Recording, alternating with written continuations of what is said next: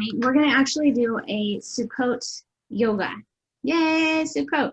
I know that we're not all able to build a sukkah for various reasons. One of the most common reasons right now is because of the smoke that's been coming in and out, and it makes it kind of hard to be outside. So I do know a few people who are choosing not to build a sukkah this year, or maybe they're going to go to a friend's house and do like a social distance Sukkot gathering. So I still think it's important to honor the season and the festival of Sukkot and to explore it in an embodied way and the deeper meanings of Sukkot. So we are going to start with just some gentle movement to get our bodies warmed up, and then we'll move into a little more of the teaching and inspiration, and then we'll get into more movement again. So from a seated position, we're going to do some circles, and if you ever need to move to a chair to do any of this, feel free to do that. We're just going to warm up the waist and some of those muscles that help us to take deeper breaths. And pause and reverse. Big deep breaths.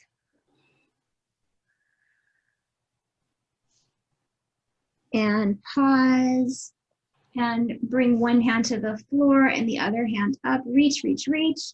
As you reach, shrug your shoulder up and then drop it down. So bring it back down into the shoulder girdle. Hold your belly in and then lean over without collapsing. So we're going to use that hand, the lower hand, as a little prop to help lift us up and out of our waist and hips. Good. And take a deep breath here. Good, and exhale, lower down. I'm going to have you do the other side. Call from Lady Public.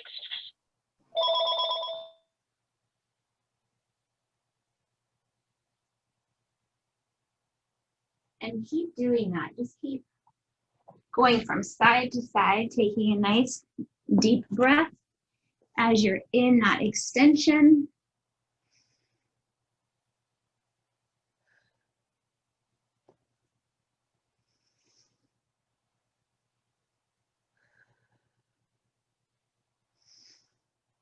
Good, that looks really good. And then let your hands rest by your sides and inhale, reach them both up now. And as you exhale, take a twist, bring your hands down to the floor. Inhale, come back to center. Exhale, twist to the other side. And continue to do this on your own, matching your breath to your movement. So as those arms are up overhead, it allows you to get the most oxygen. So breathe in fully and then exhale completely. See if you can time it so that as your fingers touch the floor, your lungs are empty. So then in this practice, then we really dive into the spirit of yoga, which means union. So really creating a union between breath and body. Last time.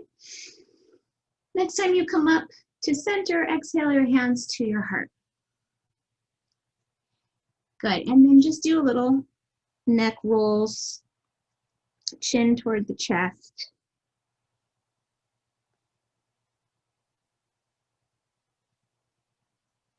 Okay, so I'm going to sit on a block for this. You don't have to, but we're going to move into a pranayama or a yoga breathing technique. If you have uncontrolled high blood pressure, or if you get dizzy easily, you'll want to modify this. Maybe just do a little bit of what I'm doing just to see how it feels.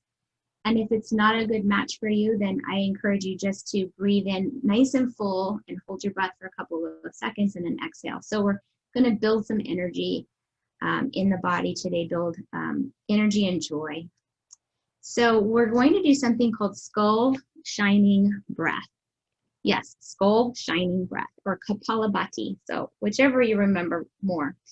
So when we do skull shining breath, we breathe in And breathe out. And breathe in about 3/4 of the way. And then with your hand on your belly, exhale through your nose, kind of vigorously. So from the side, it looks like this. Every time you exhale, a little more air, a little air comes in, right? It fills that vacuum. So we do that a few times, maybe 10 times. And then we pause and we take a big breath in. We hold it for a second or two and then let it out. So I'll do it and you can just follow along with me. Okay, don't worry if you don't get it today, totally fine. You can do some breathing that works for you today. Okay, breathing in about 3/4 and exhaling through the nose.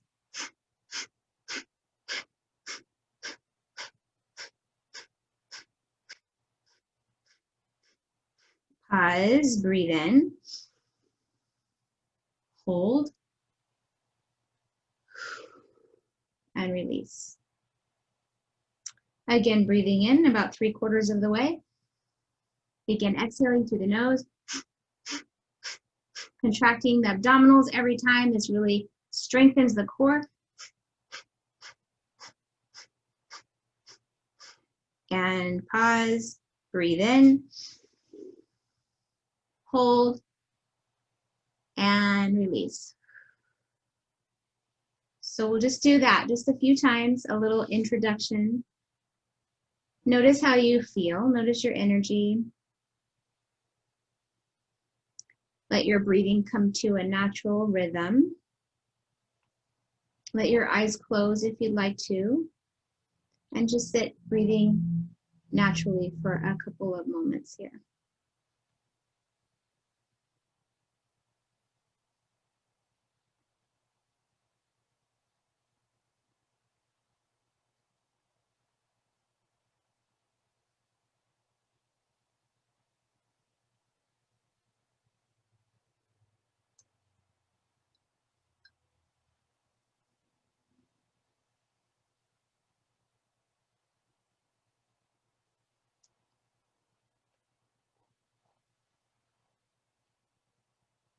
The pilgrimage holiday of Sukkot dates back about 3,000 years, most likely before the observance of Rosh Hashanah and Yom Kippur.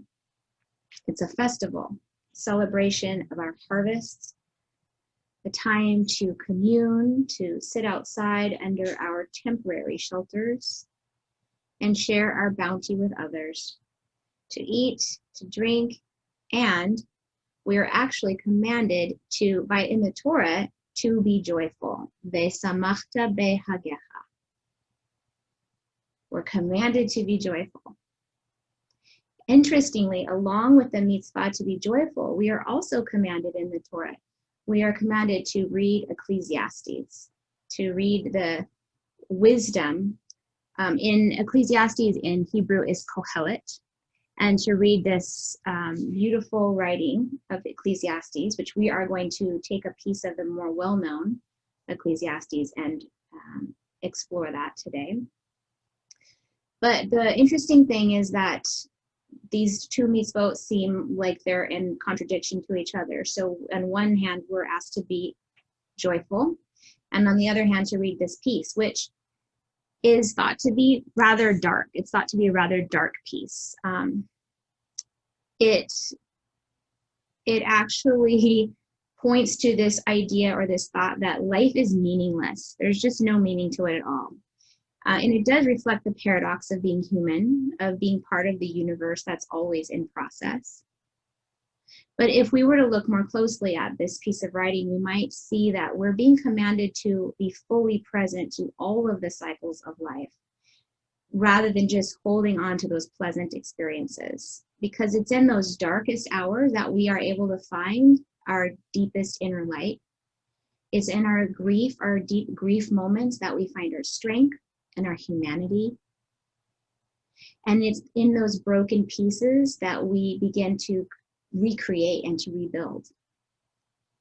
So it's so important to honor the full spectrum of life, the building and the tearing down, right? The life and the death. And I think the gift, the way that we can actually find peace and maybe even joy, is to keep coming back to the fact that we are alive for all of it. We get to be here to experience the full spectrum of life. So I'll have you lie down and make sure that you have your strap with you if you have a yoga strap. If you don't have a yoga strap, but for the future, you can, you can buy one online, or you can use like a bathrobe tie or two ties tied together, like a necktie. So go ahead and come to your back though, and rest there for a moment. Just allow your body to be at peace. And perhaps bring your hands to your belly, or one to your belly and your heart.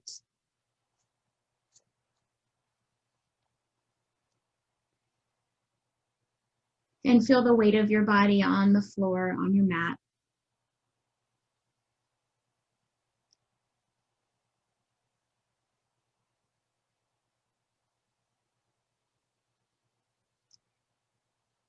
And move from the idea of this deeper idea of Shema. So rather than just listening or hearing my words, let's take that listening to a deep experience. So listening to the words, hearing them, taking them in, and seeking to understand them, maybe in a different way than you've ever understood them before.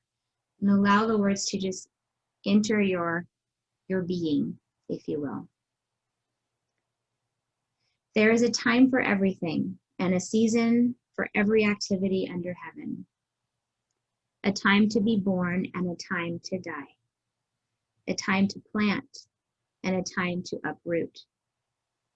A time to kill and a time to heal. A time to tear down and a time to build. A time to weep and a time to laugh. A time to mourn and a time to dance. A time to scatter stones and a time to gather them. A time to embrace and a time to refrain. A time to search and a time to give up. A time to keep and a time to throw away. A time to tear and a time to mend. A time to be silent and a time to speak. A time to love and a time to hate. A time for war and a time for peace.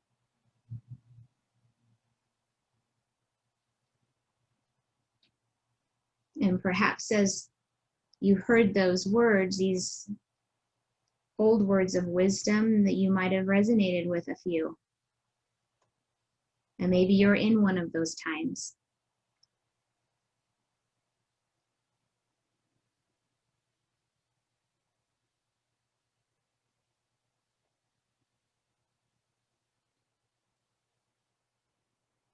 So go ahead and take your strap and bring it around your right foot.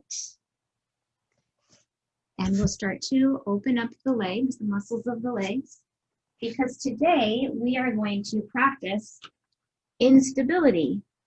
What are we practicing instability for?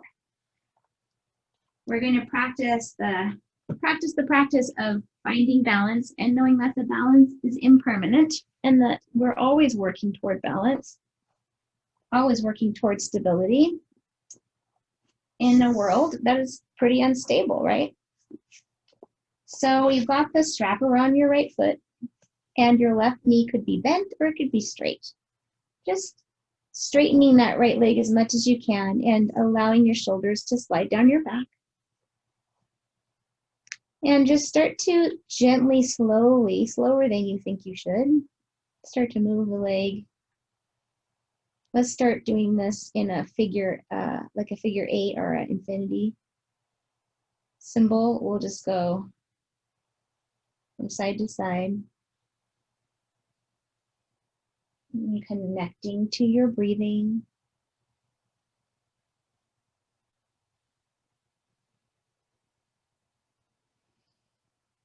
Softening your jaw and flexing that right foot as much as you can.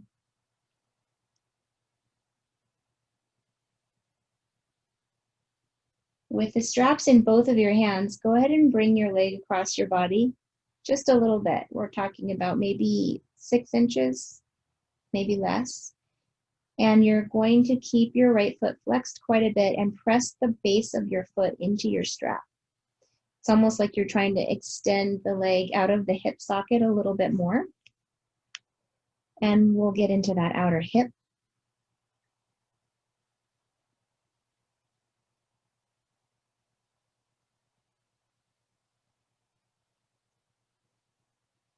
And then back to center. And now take the straps in your right hand and start to open your leg out to the right. So you're going to keep your left hip on the floor as much as you can and your belly engaged as you open up the leg.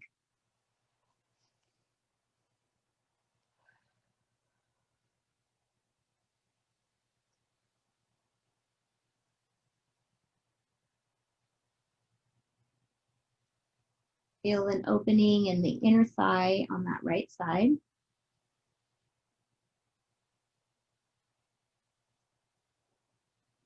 And then bend the right knee just a little bit and bring the leg back up to center. Release your strap now and hug your knee in toward your rib cage. So just to the outer edge of the rib cage and squeeze, squeeze, squeeze. We want to create some compression in the hip. And then use your hands to help guide your knee and hip in circles, massaging deep into that hip joint. And then pause and move the ankle. Take it in a full range of motion, this circles and pointing and flexing.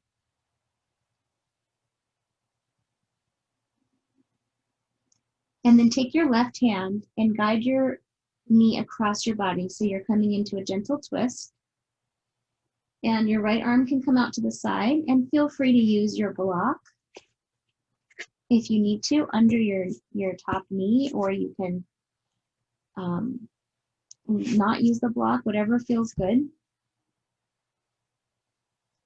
So in our classes, I recommend having a pair of blocks, 2 blocks, and 1 yoga strap, and those can be bought as a set on Amazon.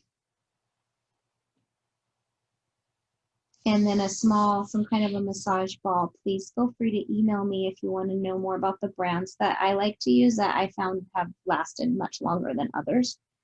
Go ahead and stretch your right leg out now. And just notice the change between the right and the left sides.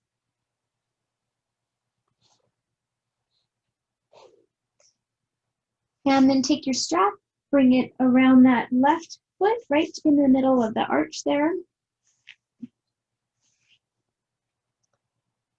Slide the shoulders down the back, flex the left foot, and feel that hamstring. Full deep breaths.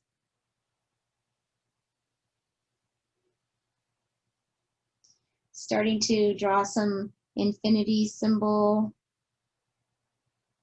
like you're painting on the ceiling or in the sky. And make the movement a little bit slower than you might normally do.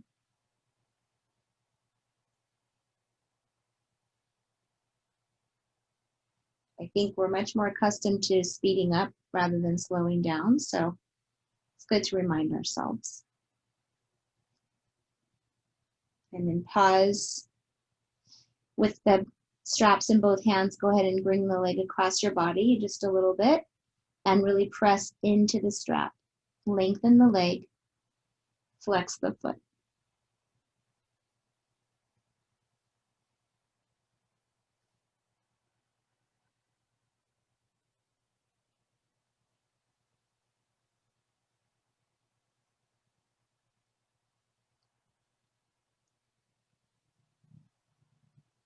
Bring the leg back to center and hold onto the straps with your left hand and start to open the leg out to the side and try to keep the right hip and glute muscle on the floor if you can.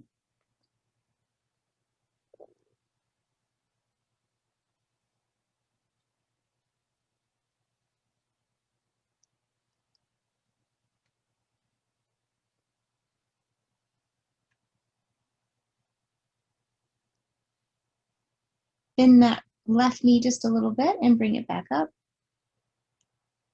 Good. And release your strap and squeeze your knee in toward the rib cage. Pressing down into the hip joint. Sometimes that can feel a little bit pinchy.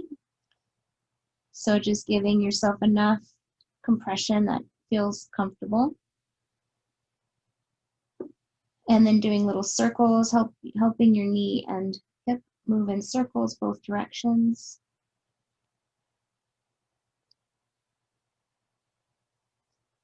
And then pause and get into that ankle.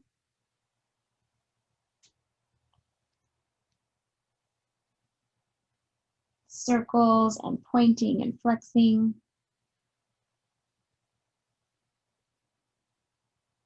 And then take the right hand and guide the left knee across your body, coming into a gentle twist here. That left arm might open out to the side as you look over the left arm. And breathe.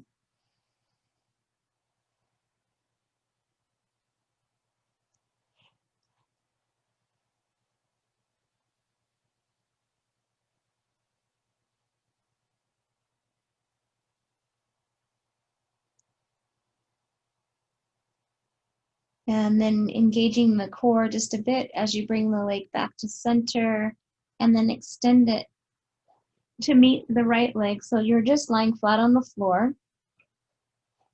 And just take a moment to integrate that work that you just did on the lower body. And then hugging your knees into your chest now and just rocking from side to side, squeezing, doing some circles, whatever feels good to release your lower back.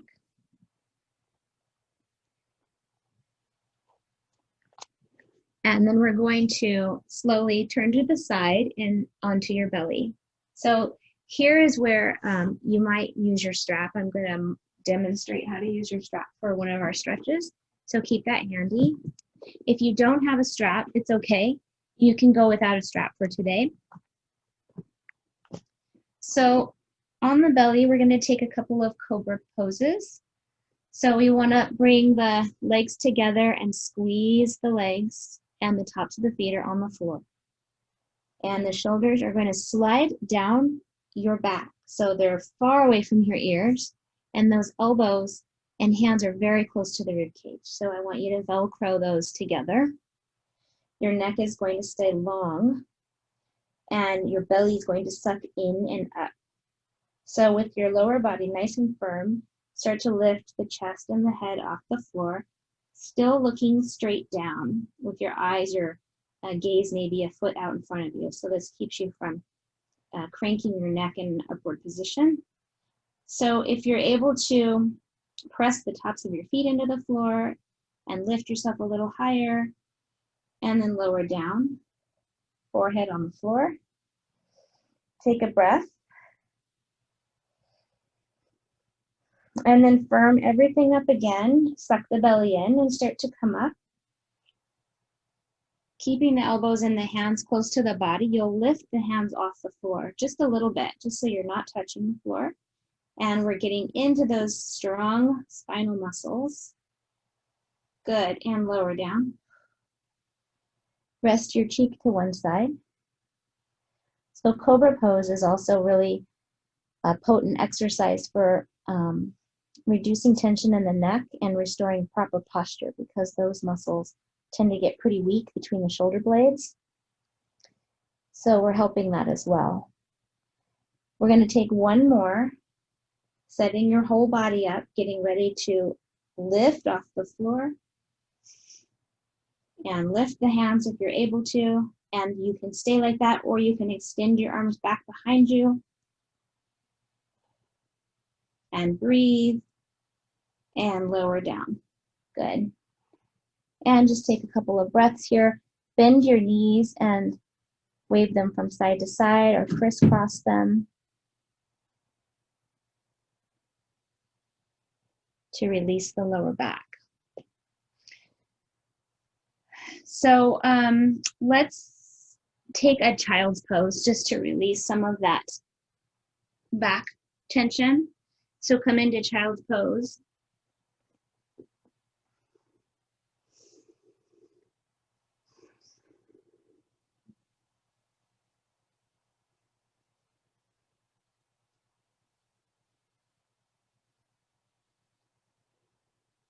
And when you're in child's pose, it's a great time to be reflective.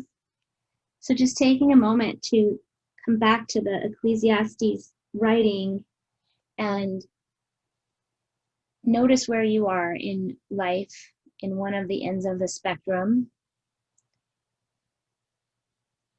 What is it time for you right now? What's happening in your life? And what is life asking of you?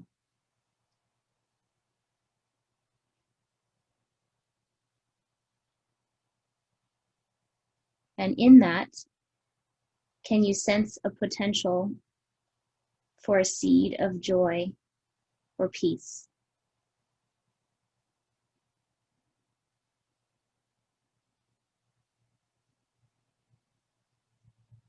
So go ahead and come on up. I want us to stretch our quads really deeply. So I'm going to use the chair.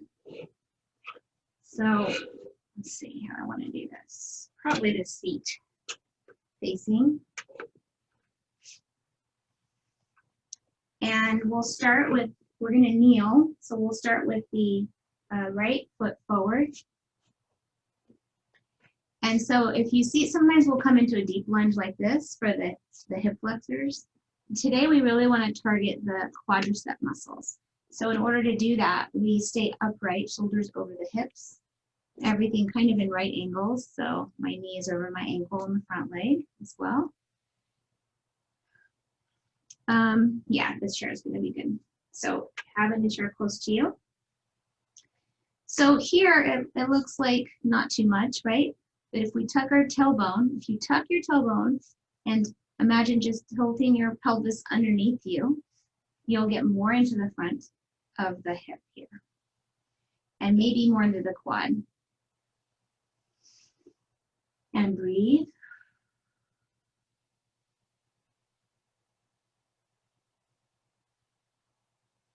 You have your straps nearby, right? So what we'll do, you can take a break if you want to bring that front leg back again. We will make a little loop with our strap. Now you don't have to use a strap. You can, if you're able to reach back there and grab that foot, more power to you. Otherwise, you'll take your loop and put it around your foot. However, if you need to stop and sit down and do it, that's fine. You're going to bring that strap around your foot.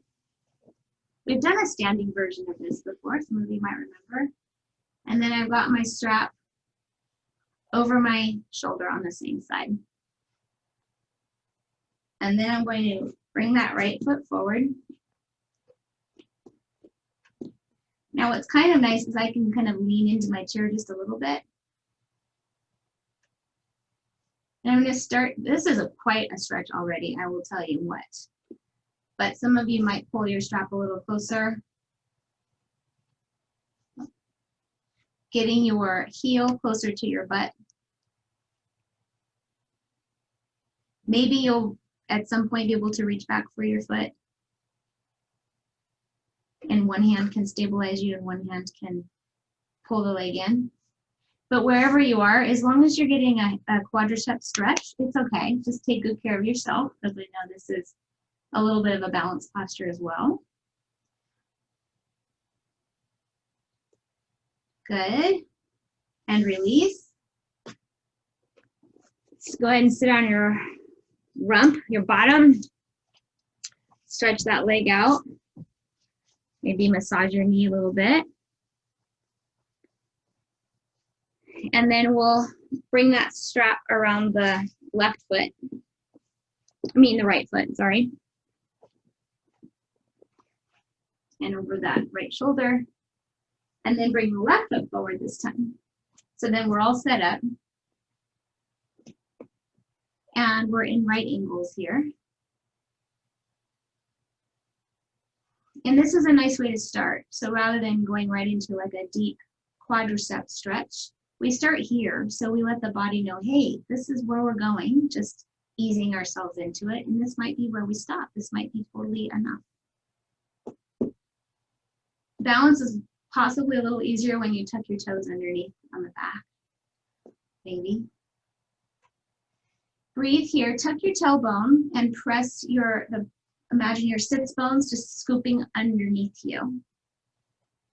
Hold the belly in, shoulders up, shoulders over the hips.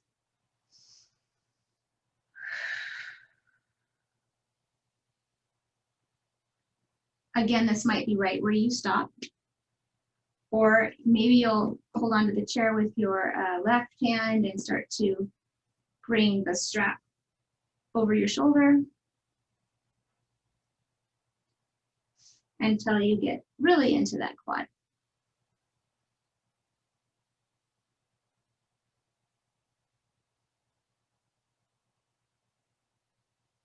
Remember to breathe as mindfully as you can.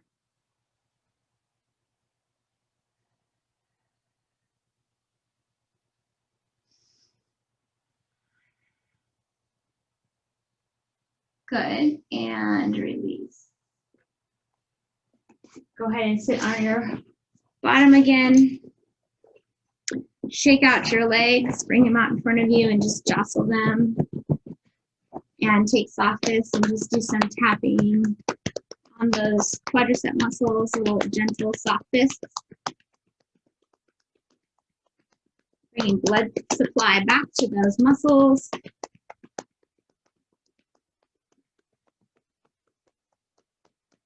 Good. All right. So we're done with the strap will stay near you. We're done with it for now, but we're going to come back to it. So we'll come to standing. Make sure you have your little massage ball as well. We've got some requests for foot massage today.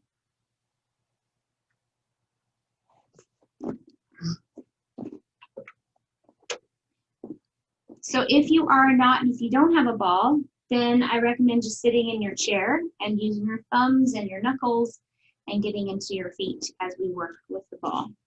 So bring the ball under the right foot to start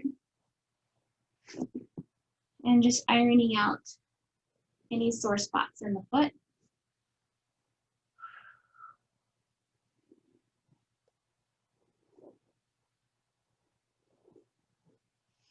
So those two commandments, the ones that seem to oppose each other, this idea of being commanded to be joyful, there's a lot of commentary on that. Like, how can you make us feel joy? You can only feel the way you feel, right? But the wisdom in the Torah and a lot of the commentary that I was exploring talks about the acts, right? We act and we do things that are giving or loving or joyful, and then we begin to create that environment internally. So as we create joy externally, maybe for others even, we start to feel some joy possibly inside. And so really all the feelings, all the emotions arise from doing, from action. Make sure that you do your inner arch because we are going to do a couple of standing balance poses.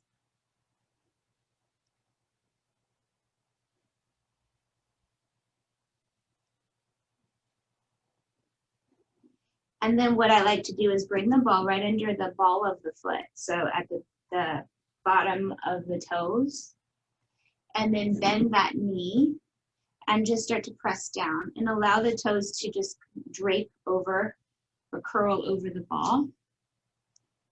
And keep some pressure there, so that helps to spread out the fascia and the muscles.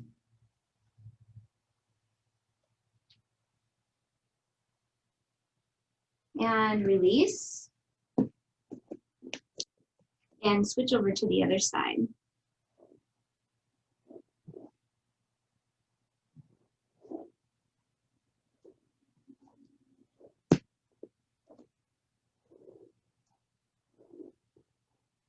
Keep breathing. Nice deep breaths.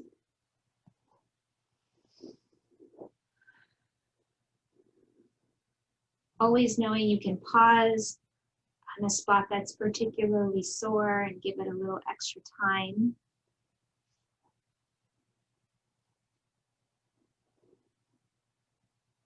Moving to the inner arch if you haven't already, just getting as much as you can on the inside arch, where all of your spinal reflexes are, all the Chinese medicine points for the different parts of your spine and the organs that are affiliated with that part of the spine. And then letting the ball of your foot and the toes just drape over the ball as you press down and breathe.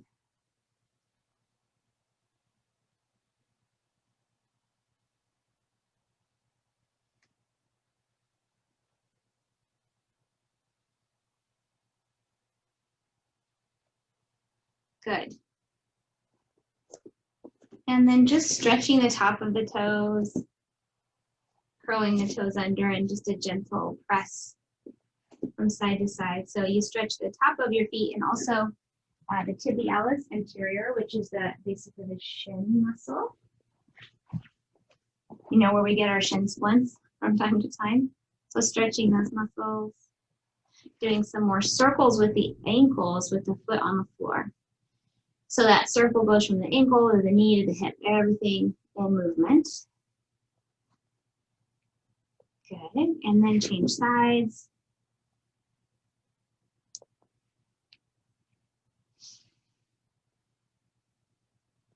And then bring your feet apart and hands on the hips and just do some hip circles. So it's really nice to bring some fresh circulation to these joints. They can get kind of stiff and energy just gets stuck there. So if we keep our joints happy and lubricated, then we have more energy.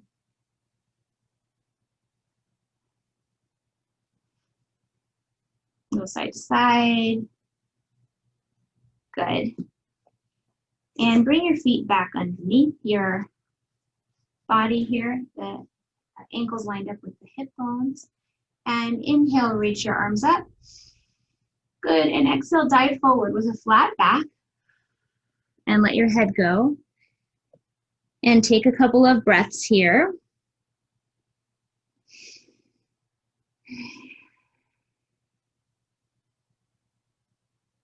And then look up. And then start to bring your arms out to the side and rise up with a flat back. So we just protect the spine by diving forward and coming up with that flat back. Let's do that again. Inhale, reach. Exhale, dive forward with a flat back. Release the weight of your head. Let your knees be bent if they need to be. Take a big breath here. And then on your next inhale, look up and start to rise up, arms out to the side. Inhaling, reaching, hands up.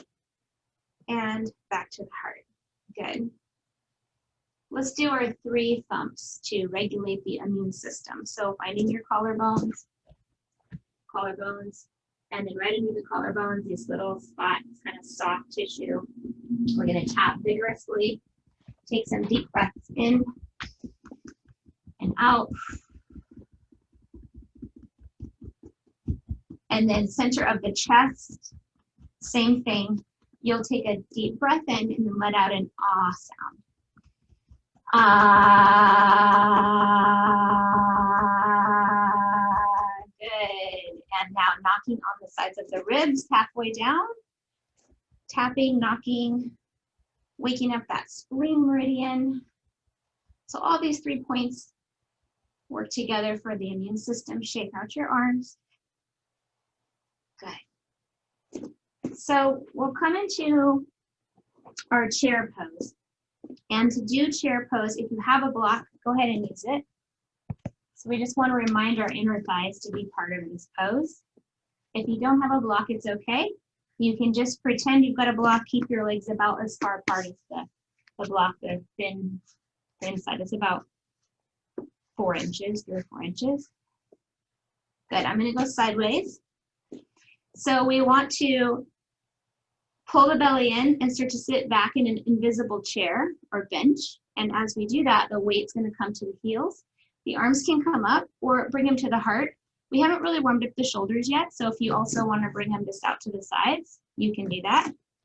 So you're gonna squeeze your block, sit back, and lift your shoulders up as much as you can. And so tuck your tailbone just a tiny bit. So you wanna have a flat back here and squeeze and feel the burn in your legs. Feel the heat. Feel the heat go a little bit lower if you can. Good, and then release. Remove that block and shake it out. So here, if you want to have your chair handy, you can do that. We're going to take stork pose.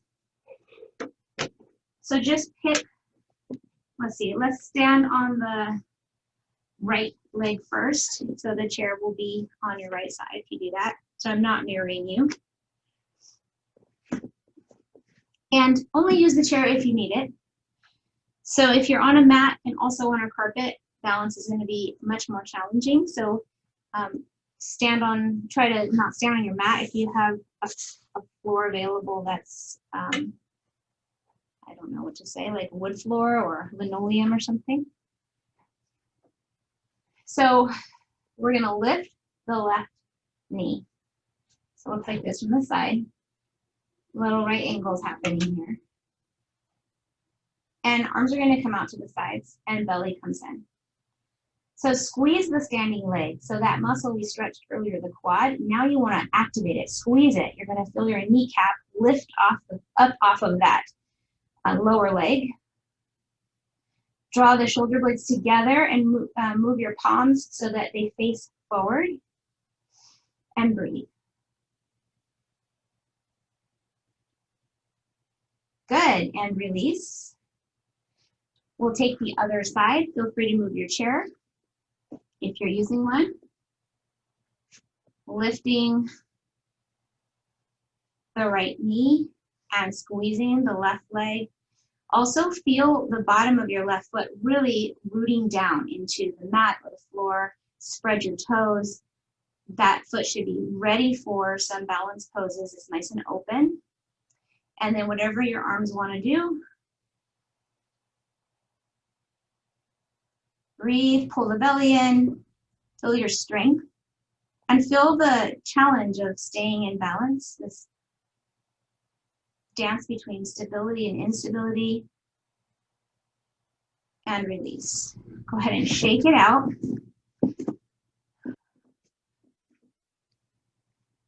So next we'll take a tree pose. You can have your chair handy if you still want to use it.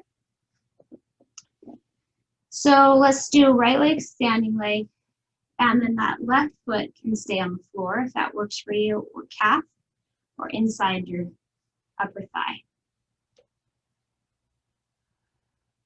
So we'll be in the tree pose probably longer than most of our other poses. So if you start to fall out of it, just fall out of it and then start over again. So you want to feel that right standing leg really strong, really active, and press the thigh or the leg into the foot and the foot into the thigh. Really create some internal pressure. And then let your branches do whatever they're going to do.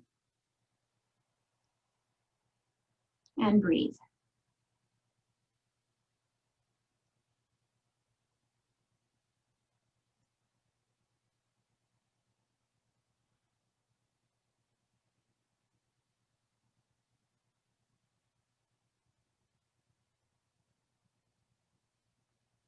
Finding your breath.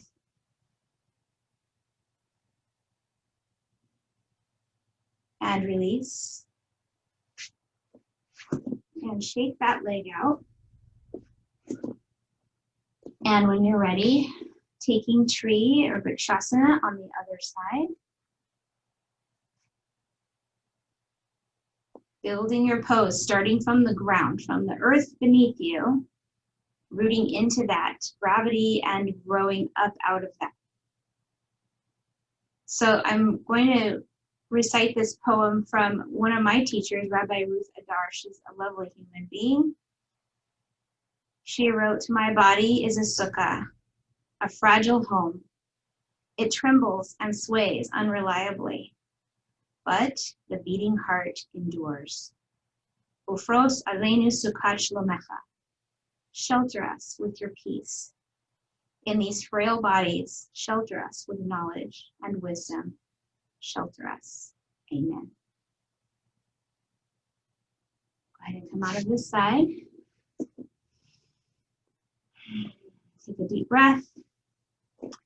Next is our more challenging pose. You can take it to whatever level that you want to. This is where our rope or a tie might come in handy again. So we're going to do dancer's pose. So I'll put my chair like this. I'm going to show you first, for those of you who haven't done any kind of yoga, this is one of the more advanced poses, and we're going to just break it down. So you'll stand on one leg and then you'll bring that other leg up. And I'm not using a strap right now, but this is where you would have your strap. And we hold the leg, and then we start to lean forward. Maybe the arm will come up. If you're using a strap, don't worry about keeping up. Just take your time with this. Everybody will do this at a different pace. If you're using your strap, you'll go ahead and put it around that left foot or ankle. And then bring the strap over your shoulder, just like we did when we were stretching our quads. And then you'll step up far from your chair, just far enough so that if you were to start to lean over, you've got a little room. So I'm going to start to bring my leg up. You want to keep your knees together. Your knees going to want to come way out to the side, but you want to try to keep them together. And once your foot comes as close as it's going to come to your butt, then you'll start to hinge at your hip crease and come forward. If you need a tiny bend in that standing leg, that's totally fine. So I've just got the chair here. I'm using the chair today. Pull your belly in and square your hips to the floor. So that left hip should be shining straight down to the floor. This really works your legs, right? Whoops. If you fall out of it, it's totally okay. There's a time for standing and a time for falling, right?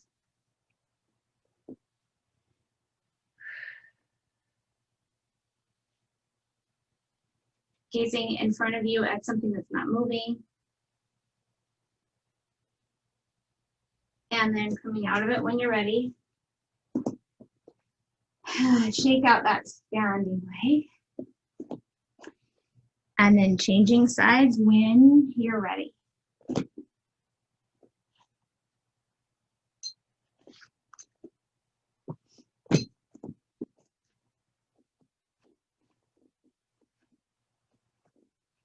Left foot is your standing foot. If you're not using a strap and you're reaching for your leg or your foot, try to externally rotate the arm rather than holding onto the foot. If you can open up your palm to face out, it's going to be nicer for your shoulders.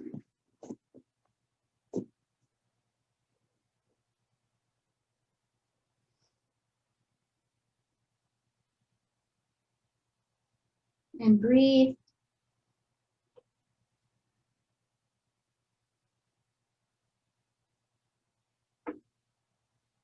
A time for succeeding and a time for failing. It's in the failures that we grow the most, right? Come on out when you're ready. Good. Inhale, reach your arms up. And then exhale, fold forward, let it all go. Open up your legs a little bit wider than hip width apart and hold on to the opposite elbows. Take a big breath in and let out a sigh.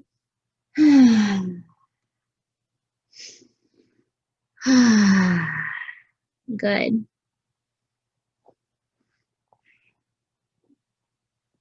And then go ahead and come to the floor.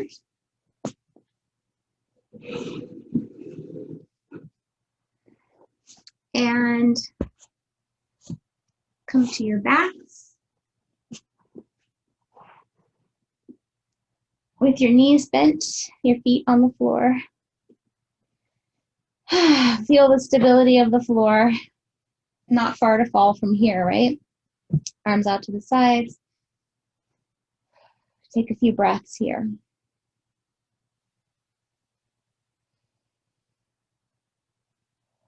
So with your ball, go ahead and take your massage ball or your fingertips, whatever you're going to use, and just massage the right side of your chest. So the ball will be in your left hand. Just do a little massage of the chest muscles, releasing any tension there.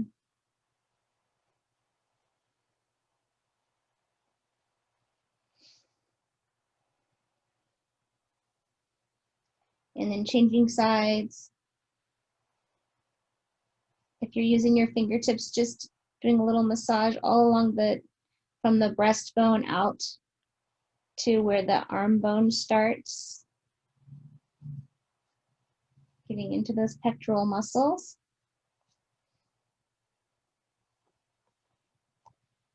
Good. And then lay the ball off to the side.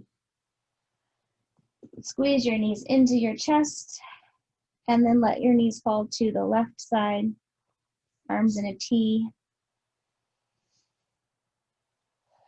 Releasing your efforts.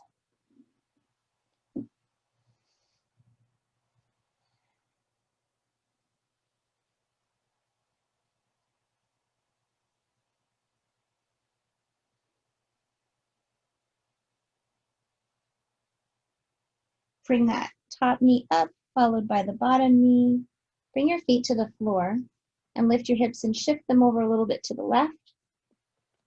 Bring your knees up and over to the right. So we've got our twist on the other side. Gazing over the left arm.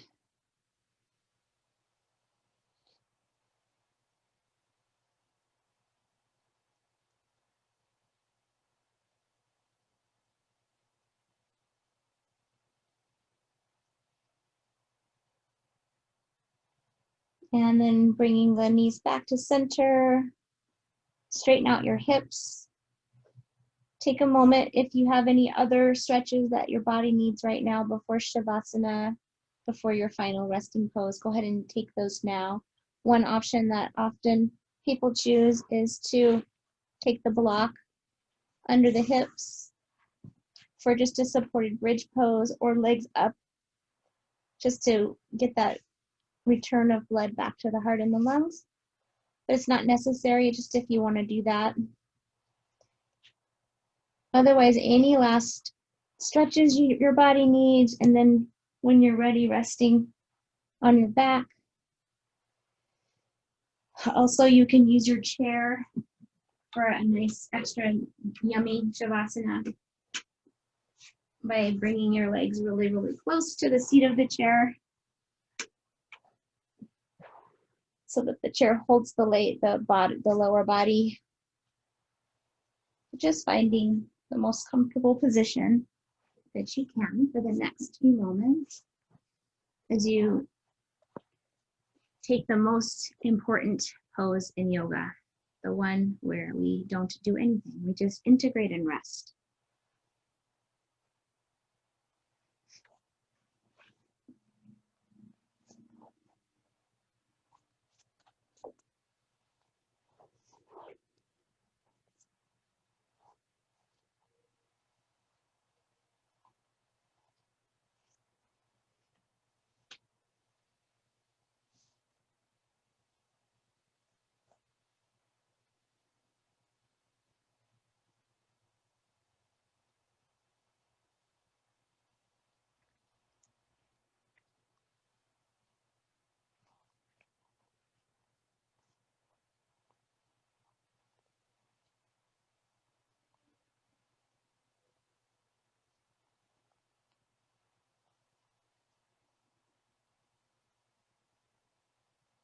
As your body begins to find stillness,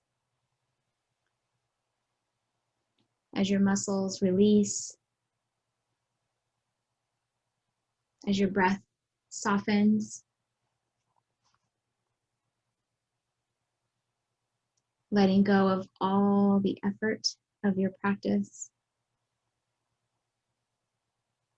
Let the muscles of your face also soften.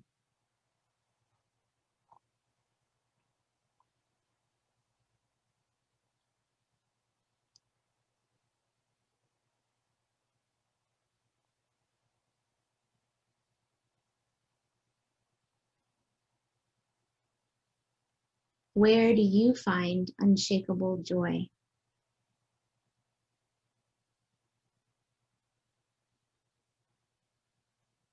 In this world of impermanence, what do you know to be true in your soul?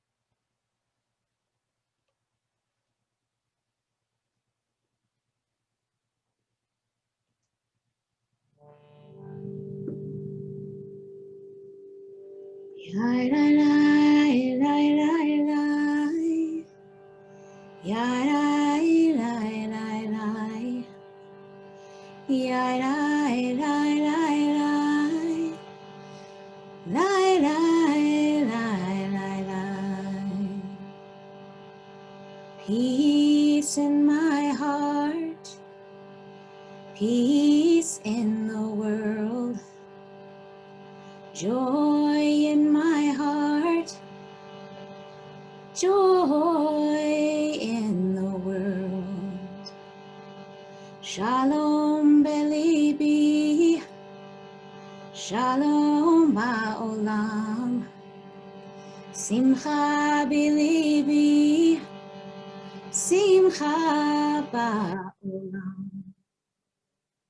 Peace in my heart, peace in the world, joy in my heart, joy in the world. Shalom belibi, shalom ba'olam, simcha belibi, simcha ba'olam. Yarai, yarai, yarai, yarai, yarai, yarai, yarai, yarai, yarai, yarai, yarai.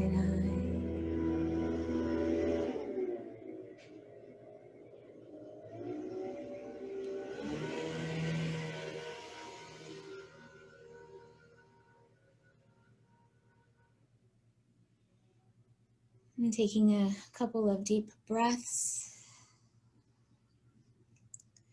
And whenever you're ready, rolling to your side and pressing yourself up to a seated position.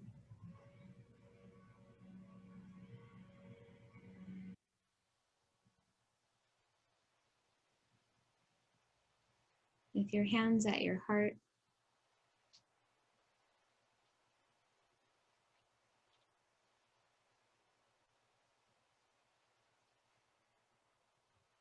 may all beings have peace in their hearts. May all beings have joy in their hearts.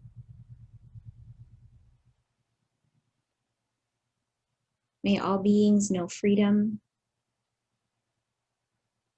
May all beings know safety. May it be so. Ken Yehi Ratzon, Shalom.